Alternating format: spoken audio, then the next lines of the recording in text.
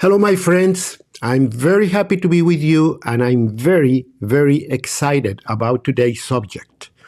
I think it can change everybody's life. So, I'm Dr. Rodrigo Rodriguez, Medical Director of BioCare Hospital, and I'm, as I told you, very excited, very happy to discuss this issue with you because it is very important for you to know about this. You know, I'm a doctor. I have told you many times that I'm a doctor, that I see patients, that I go to a hospital every day, that I get to talk to people, to patients, people that are sick, but also to family members, people that are around and see, just look around and see what's happening in our world. And what's happening in our world is that I see more and more younger and younger people that are sick, that have terrible diseases, that are diabetic, that have high blood pressure, that have heart disease. And many of them, they're really in jeopardy. They might lose their lives. They might die very young. They might leave children unattended, a family, a broken business. And the worst part of the whole scenario is that when I look at the problem, I see many, many, many cases where I know had they talked to me 10 years, 5 years ago, 1 year ago, things would be different. Because a lot of those illnesses, a lot of those catastrophic problems could have been prevented. They didn't have to happen. They were not in stone. There were things that many times we produced, many times we paid for. Like when you use your money to buy a pack of cigarettes. So we are producing the diseases that are killing us. And I'm saying killing us literally, because statistics show that 7 out of 10 people that die today have a disease that might have been prevented or very delayed. It didn't have to happen today. What I'm talking about is chronic inflammation, chronic degeneration, chronic immune deterioration, chronic everything. We're eroding this wonderful body of ours every day. We're making a lot of effort. We're like Venice, a work of art that's being destroyed by the same environment that it lives in. It's very much the same thing. We are eroding our foundations. We're eroding the functions, the capacities that makes us successful, that have made us thrive for many, many generations, living longer every time. I'm not saying it. It is a fact. Ever since life expectancy began to be recorded in America, we always are living longer. This year we had this number, next year is this one, and next, and then on and on and on. But about 2-3 years ago, started to decelerate, to stall, to be slower. We were not getting older as we used to. And then all of a sudden, we saw a small decline. What happened? We are not living longer anymore. Why? Because a lot of people are dying young, and that affects statistics. When somebody dies in their 50s, affects a whole lot, these statistical figures. But no matter what you see, no matter what you think, from my perspective, anyone that dies at 50 is an absolute disgrace. It is a big sorrow. We have to think of everything that a person that's 50 years old leaves behind. Children, family, friends, work, unfinished tasks. And it's a big loss. So I don't want to see that happening. And then my next question is, what do we do about it? And the more I see, the more I review, the more I read the medical literature, and you can do it too, because you probably have a smartphone, you probably have a nice computer at home, you probably have a lot of instruments to help you, and programs like this that you can listen to. And the more and more you read, the more education you get about it, the more you're convinced that lifestyle is taking us in that direction. Our lifestyle is very unhealthy. It's damaging in many cases. It's dangerous, I could say, for many people. Their lifestyle, you look at them and you know they are being threatened by a lot of things that they buy, that they use, that they do. It's our lifestyle, our chosen lifestyle. Not that anybody told us you have to live this way, you have to eat that, you have to sit on a couch all day long. No, it's our chosen lifestyle. So you say, okay, let's stop, let's rewind, let's review that. What are we doing wrong? Can we fix it? Yes, we can. After all, once again, it's our choice to live one way or the other.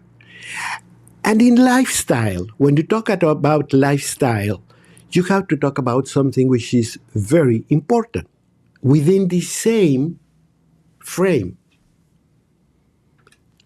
And that's what we eat. I hate to use the word diet because it implies a sacrifice and it implies a time frame. You say, I'm going to be on a diet for how long? No, I'm not talking about that. I'm talking about what we eat. What are our food choices? What are our times to eat? How we buy our food? Where our food is coming from? All that is very important because it can and it does make a big difference. But it's an area that has been very neglected, that we don't pay too much attention to. And let me go to the core of the problem, why we eat so bad. It's simple. Because our parents. We were taught to eat the wrong way. And what's more anguishing to me, more worrisome to me, is that we continue to teach our children the same habits that are killing us. I'm having a heart attack, I'm diabetic, I'm gaining weight, I'm obese, yet I have my children eat the same way I eat. It is very common when I have a conversation like this with any person and I say, but why do you give your children this? Do you know what is the answer? Doctor, because that's what they like. Doctor, if I give them veggies, they won't touch them. Doctor, if I tell them to eat healthy, they don't listen to me. Doctor, blah, blah, blah, blah, blah, blah, blah, blah, blah, blah. If your children don't like veggies, if your children want to eat whatever they want, whatever it pleases them, if your children, 3, 4 years old, you think are mature enough to know what are the best food choices, etc., then the problem is, and I have come to that conclusion, that's why I'm doing this program, I have come to this conclusion. It is your fault as a parent. It is your fault as a teacher. it is your fault as a caretaker. Because if I give you a plant, I just recently bought a beautiful plant. Beautiful. It was blooming, beautiful, unbelievable beautiful. And I brought it to a friend that just had a new house. What better way to start with a beautiful plant? You know, she was so happy. She was so almost overwhelmed that she immediately started talking to everybody. Where would it look better? Where would be the best place to place it? Where it would have enough sunlight? Asking questions: how you have to water it, how you keep it, how you fertilize it, how you everything. That's what we should do when we get a baby. If I get a baby, if God gives me a baby and trusts me to take care of that baby, God, I have to go to the owner's manual. I have to go to Google. I have to go to Facebook. I have to call BioCare. I have to listen to Dr. Rodriguez. God, I want to know, what do I have to do to keep this baby healthy and beautiful and be the best that baby can be? But if I just take the baby and push food in and fill it without thinking that the baby doesn't need to be filled but fed, then I'm going to have a piece of junk in no time.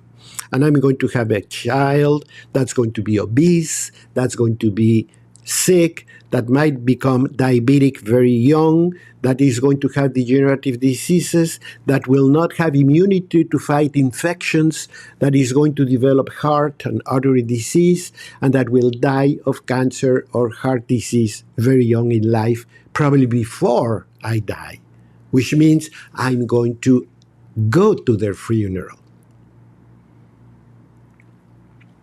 I cannot think of a worse way to end a father-mother-children relationship than a burial. Because children are here to take care of us in our old age. So we have to make sure they're going to grow stronger, that they're going to grow very powerful, tall, beautiful, and will be the support in our old years. And I have answers for you. I can tell you how we can do it, why we have to go back to the drawing board and start it all over again. Don't go anywhere. I'm Dr. Rodrigo Rodriguez. I'll be right back with you.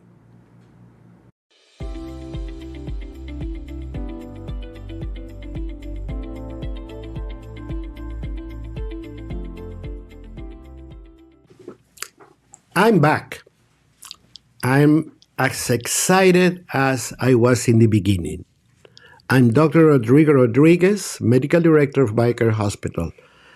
And if you think I'm being very passionate about what I'm talking, you bet I am. You bet I am. I was telling you that as a doctor, even you, if you're not a doctor, if you're an engineer, if you are working in the field, if you are a housewife, if you are whatever you are in life, a teacher, you know that what I'm telling you is right. We're seeing more and more people being affected by chronic inflammatory degenerative disease. Our neighbor developed diabetes. The next one has high blood pressure. The other one went to the hospital because he has a stroke. Somebody had a heart attack. Somebody has now cancer. It's going to the hospital for chemotherapy and then radiation and probably surgery and so on. All of them are very catastrophic diseases. All of them are going to change our life for the rest of it. I mean, whatever we do, everything is going to be upside down from now on. It's going to be expensive. It's going to be a lot of pain and suffering. But the worst part for me as a doctor is that it didn't necessarily have to happen. That, have you been to a BioCare health getaway for 10 days? Have you done anything? Have you talked to me? Just talk to me. Before all this happened, you might not be in the condition that you are. But now, here is the other problem, because many people say, and I have heard it, believe me, a million times. When I tell somebody to do something right, they tell me, Doctor, we all are going to die. I'm going to die of something. So I understand that. I'm not going to be eternal. Okay, be my guest. You can die. Please don't die when you're 50. Please don't die when you're 40. Please don't die when you're 60. Why? Because you are raising children, because you're having them through school, because you have a family, because you have a mortgage, because you have friends and projects and work things that you have to finish. I mean, when God calls us, it's fine. But we have to finish our homework before we part this world. But when you're 40, 50, 60, you're not even halfway done. And you're ruining your life and the lives of everybody around you. Much worse when you are 30, 20. We were recently talking about, for example, about inflammatory bowel disease that affects mainly people in the second, third decade of their life. That means a teenager. That means a guy in their 20s. And this is a preventable disease produced by what? We already said it. By lifestyle. But remember that lifestyle is your choice. In most cases, we choose the way we live. What we smoke, what toxins we put in our bodies, how much we drink, how much we rest, how much we exercise. All that is a personal choice. So it worries me that if we don't listen to that, if we don't take care of that, things are going to get bad. The other part, very important, within the same context, is what we eat. Because what we eat is going to make us, is what we're made of. What we eat is what you bring to the building of your house. The quality of lumber, the quality of rebar, the quality of concrete, the quality of wiring, the quality of everything you're going to bring to build your house. And you cannot be cheap because you're going to pay it dearly. So when we talk about food choices, we have to learn, we have to educate ourselves. And the more I see, the more I listen to the excuse that, Doctor, I don't feed my child right because he doesn't like the food I give him. He doesn't like healthy food. He likes his choices, which are very poor choices. And then I say, I have been thinking and thinking and thinking, what can we do if children don't like good food? What are we going to do? And then I say, I know what the problem is. The problem is how we feed our children from the beginning. We get a child and start, instead of thinking that I have been given a huge responsibility that I should be educated about, which is raising a child, I go the easy way. I see it all the time. I mean, you go and buy a jar of something that's mixing there, and then people tell me, oh, but this is zucchini and carrot. Can you go to the market and buy one zucchini, one carrot, simmer it for a while, and mix it and flavor it to your taste and give it to your child so you know it's the real thing, so you know it doesn't have any coloring, flavoring, chemicals that you don't want on your child? Is it really that difficult? You could make enough food for the whole week on your Sunday. So it's not like I don't have the time, which is the next excuse.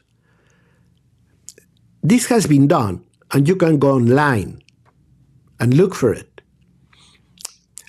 And a good dinner can be prepared in the same time it takes for the pizza delivery guy to get to your doorstep. So it's not a matter of time. What we do is that we want to sit in our couch, watch whatever junk is on TV, instead of cooking something for our family. So the problem is we do not educate our children. And we don't educate our children because we don't know in the first place. People think that children should be filled, not fed.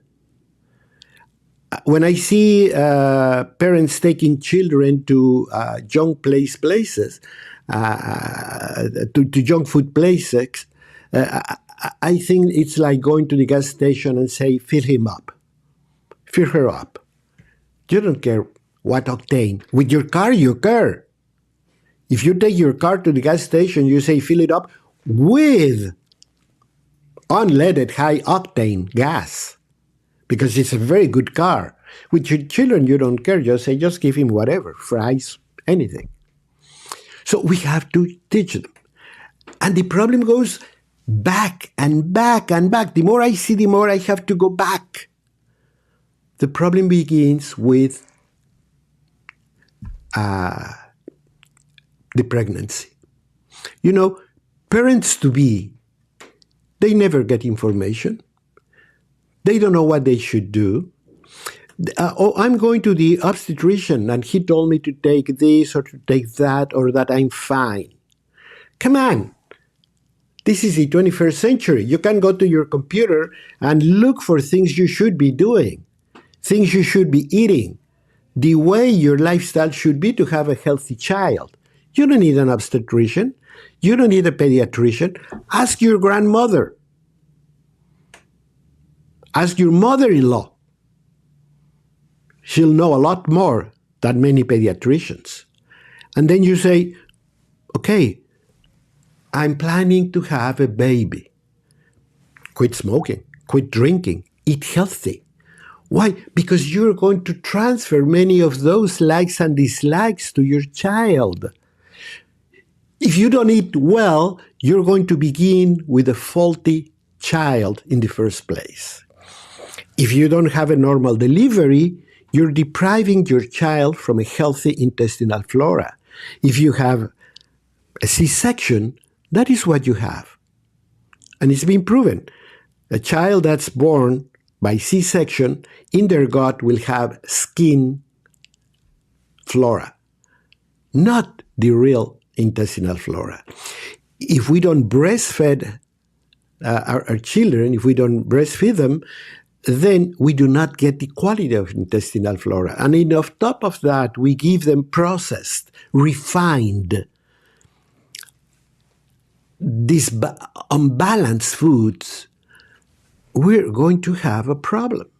And a problem we have because, once again, inflammatory bowel disease starts when you're a teenager. To me, I listen to people talking about very frequently, you're going to listen to quality time. We need to spend quality time with our children. But they don't know what it really means. To me, quality time is that you take your children, you take your toddlers, that you take your family, and you say, let's go to the farmer's market. Let's go to the market. Let's see what's around. Tell them about the virtues of a carrot or a zucchini or good, wholesome pasta or good, wholesome, multi-grain breads. Tell them about the virtues of those foods. And then buy them, go home, cook with them, and sit with them around a table as a family. That to me is quality time. To play ball, it's part of it, but will not have the impact that good nutritional information can give to your children. Then they're going to learn. Then they're going to start liking it. And you're going to see that if you go day in and day out talking about it, if you don't do what they shouldn't do. I have a very good friend that once told me a very wise phrase. Children do what you do, not what you tell them to do. So you have to start eating well yourself. You have to start changing your life yourself. You're going to get a lot of benefit, but more important, you're honoring God who gave you that child to upbring him. Stay with me. We have to keep talking.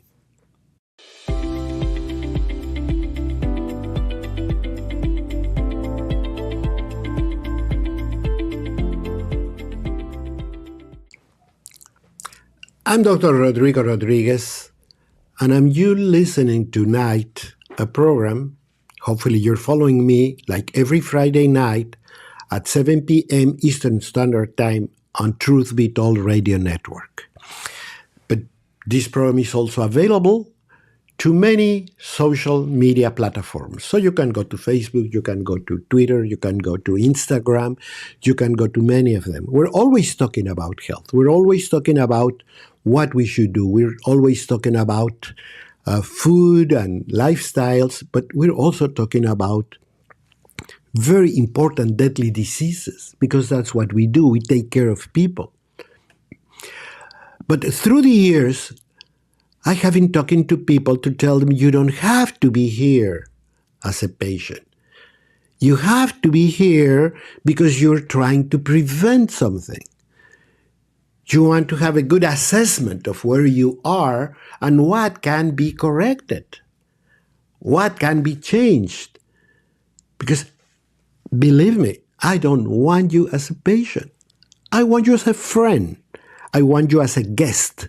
I want you as somebody that wants to get the necessary education, information to take care of yourself, take care of your family, take care of your children, which is what we're talking about tonight.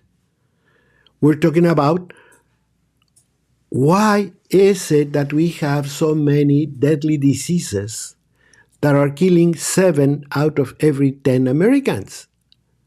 And how those diseases that are preventable, we cannot fight them off, simply because we don't have the knowledge.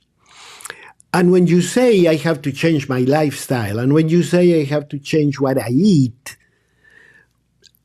I have to think that, let's face it, I'm almost 80 years old.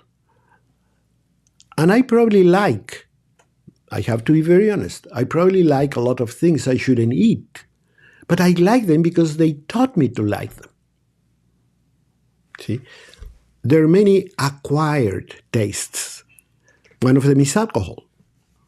Children, if you give them alcohol, they refuse it. But we teach them to like it. We teach them to like things they shouldn't eat. Why? Because nature pulls you away from that. No, that's not for you. Yet we say, oh, come on, have a little drink, have this, have that. And then all of a sudden we're engaged. It's like a drug addict. Alcohol is actually a drug. So what we have to do is we have to say, okay, I have to make changes in my life. But I wish they would not have taught me to like this. And then so when I thought, well, if it'd be a lot easier to keep a good diet, a good regime, a good lifestyle, if I had been taught a different way, then I have to go backwards. then I have to go to how you were raised. And then I thought, that's the point. We have to begin very early in life. So I don't have to talk to children. I don't have to tell children, eat this because it's good for you. No, I have to put it on the plate and say, this spinach is fantastic. I love it. I have a friend who is in a very wealthy family who had a child. But like many people, didn't take too much care of that child. But she had a maid that came from a very small town, a very poor area. And when the maid came, she was taking care of the child. And of course, what she liked is what she was taught to eat. So she loved beans, she loved like spinach, she loved chard, she loved all these things that people normally do not like. And you know what happened? This baby girl grew and looks beautiful and fantastic. And I'm not going to say it's vegetarian, because she eats a lot of things, but she basically loves her veggies and her beans and her lentils, because she grew up with somebody that ate mostly that and fed the child that thing. So she learned to like it. And today she cannot understand how her parents can like a big piece of beef. Now, I'm going to give you a couple of points, because this comes up very frequently. Every time you talk to somebody about good food and eating veggies and so forth, people ask you, doctor, but where is the protein? As if protein were the magical word, as if protein were something we cannot do without. And I can tell you right now, you're right, we cannot do without protein. But protein is a chemical group of substances different from fats, different from carbs, that has the quality of having nitrogen in their molecule. And protein comes in small little things, building blocks called amino acids. And those amino acids, we need so many of these, so many of that, so many of the other to build a human protein. So you're right, we need that amino acids, not protein. We need amino acids to build our own protein, because my protein is different from the protein of a cow or a hen or a bean. I need the building blocks to create my own protein. But those amino acids are present in beans, in chilies, in peppers of any kind, in potatoes, in tomatoes, in everything we can eat in the vegetable world. And when we combine them, we can have the amino acids from this, the amino acids from that, the amino acids for that, and I can build a healthy protein. And then I'm going to need very little animal protein, probably 1 egg a day, a little piece of cheese once a day, and that's enough. I'm going to grow healthy. Now, in the United States, only about 5 years ago, we had about 2% of vegetarians. Today, we have more than 5% of vegetarians. And those vegetarian parents are transferring their habits to their children. They're making vegetarian children. The question is, can this affect them in any way? Well, huge, important studies show that when children are given mainly a vegetarian diet, they're going to grow a little bit slimmer and a little bit shorter. Yeah, you're not going to have a giant. You're going to have a smaller person. However, when you check their intellectual, they're just the same. There's no difference. A vegetarian child can be just as smart as a meat eater. Just as smart. The only change is going to be in size. What is also changing when you change size, and you know it, you bring metabolic problems. So the chances for a vegetarian child to have metabolic problems go down. The chances for a vegetarian child, or basically vegetarian child, remember I'm saying vegetarian, not vegan, for a vegetarian child to have diabetes or metabolic problems, obesity and so forth, go down. So think of it again. You have a person that's just as smart.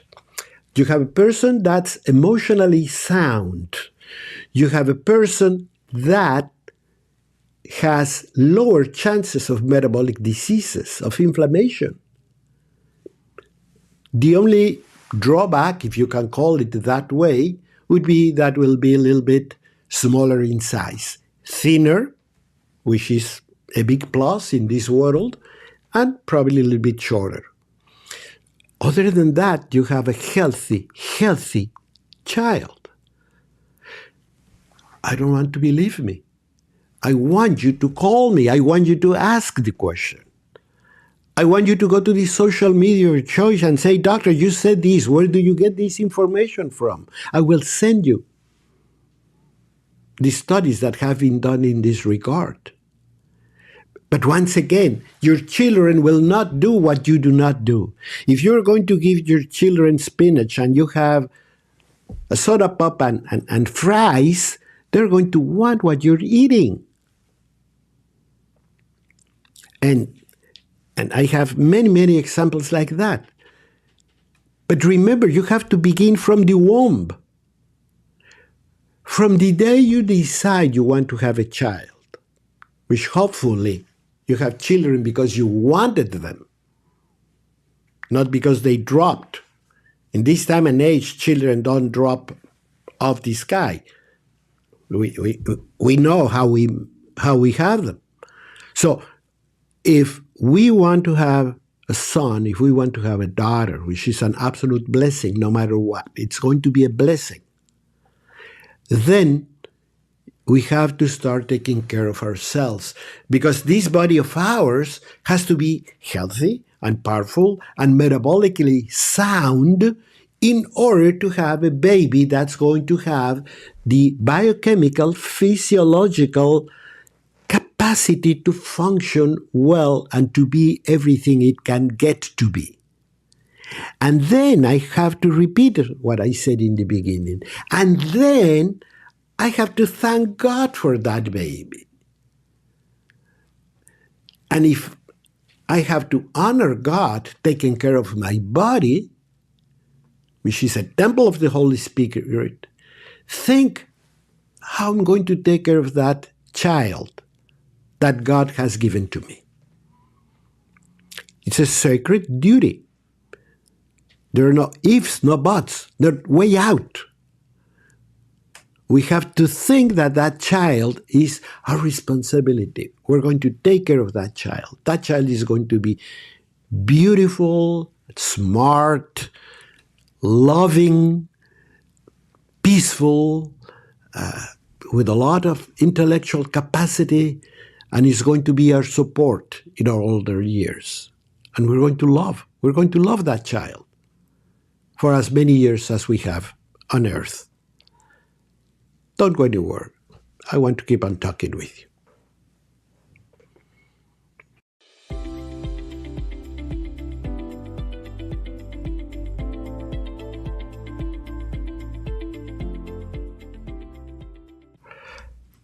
I'm Dr. Rodrigo Rodriguez, Medical Director of BioCare Hospital. Very excited to be today with you because I'm talking of something that to me is very dear, which is how we bring up our children, how we take care of them. And I hope that you're tuning in Friday night, 7 p.m. Eastern Standard Time at Truth Be Told Radio Network. But remember that if you miss it for any chance, you have a repeat program on Saturday morning, 9:30 a.m. Eastern Standard Time, or you can go to Spotify and search for Truth Be Told Radio Network, where you're going to find over 150 hours of programming like this. You don't have to listen to everything, but you can choose. You can jump from one place to the other. And if you're driving or if you're commuting, you have the chance to listen to it and hopefully get some ideas, some education, some conversation themes for the day. And if you have any questions, I'm in just about every single social media that you can go to. More than I can remember, more than I can tell you. I have people, very lovely, beautiful people that help me with that. And they say, Doctor, let's do this and let's do that. And probably you can share the feeling with me, many of you. It goes beyond our understanding.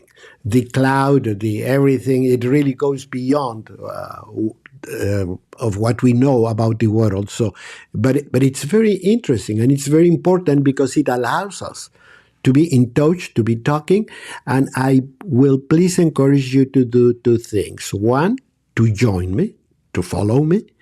The other one, to ask a question, to send us a comment.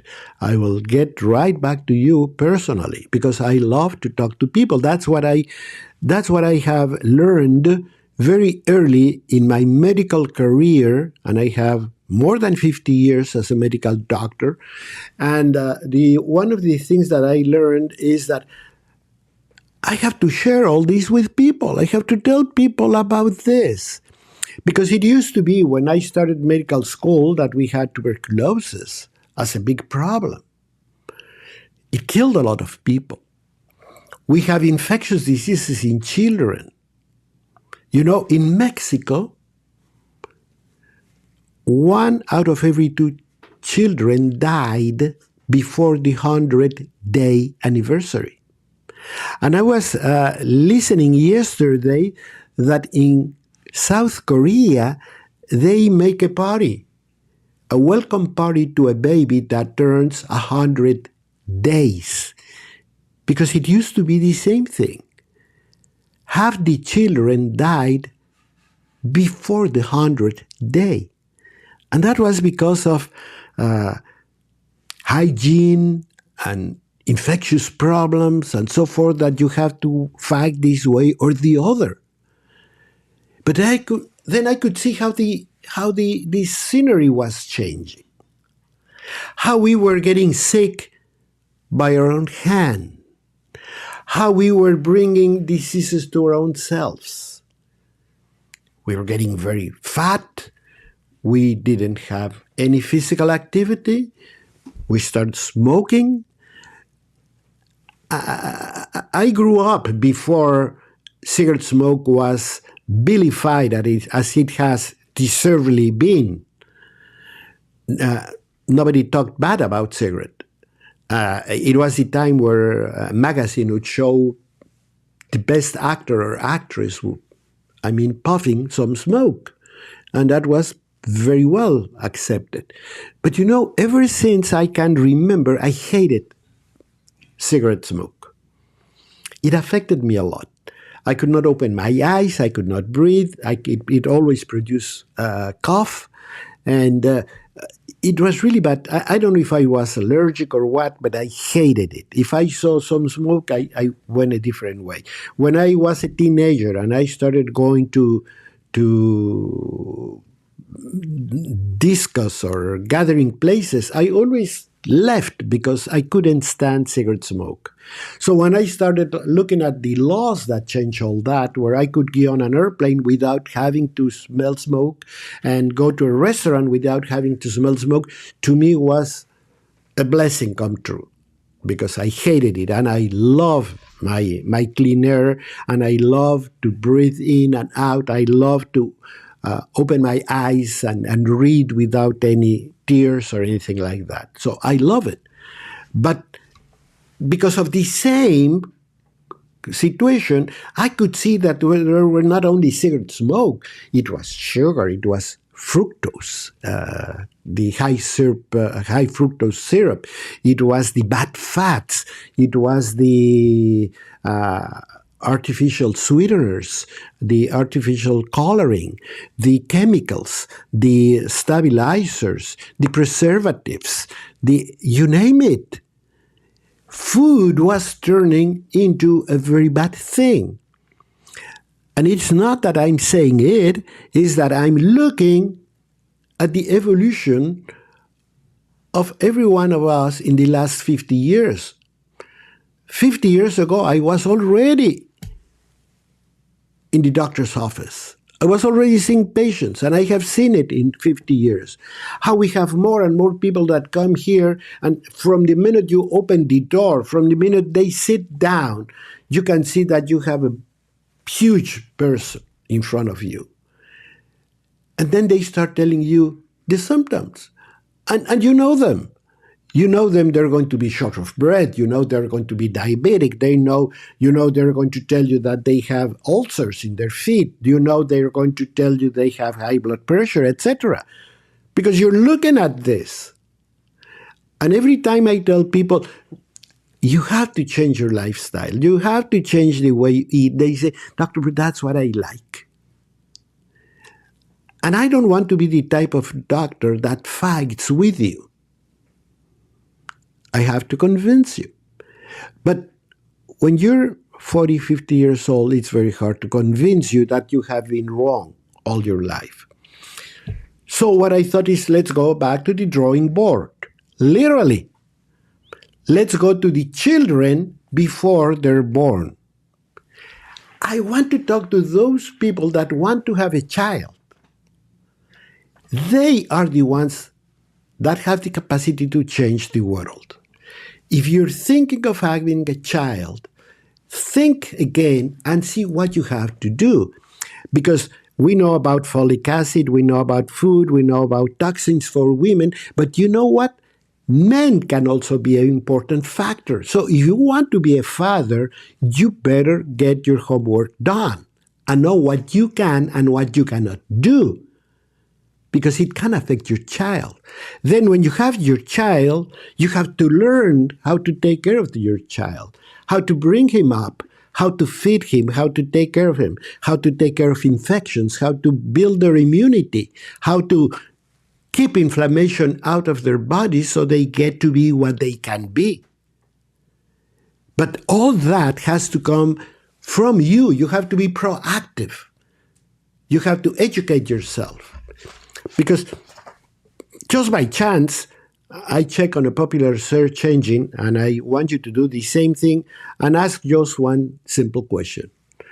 What do American children eat? You're going to be not surprised, but you're just going to reinforce what I'm telling you. You're going to find all the bad food. And some of those foods are not bad in themselves. Let me give you a very simple example. Pizza.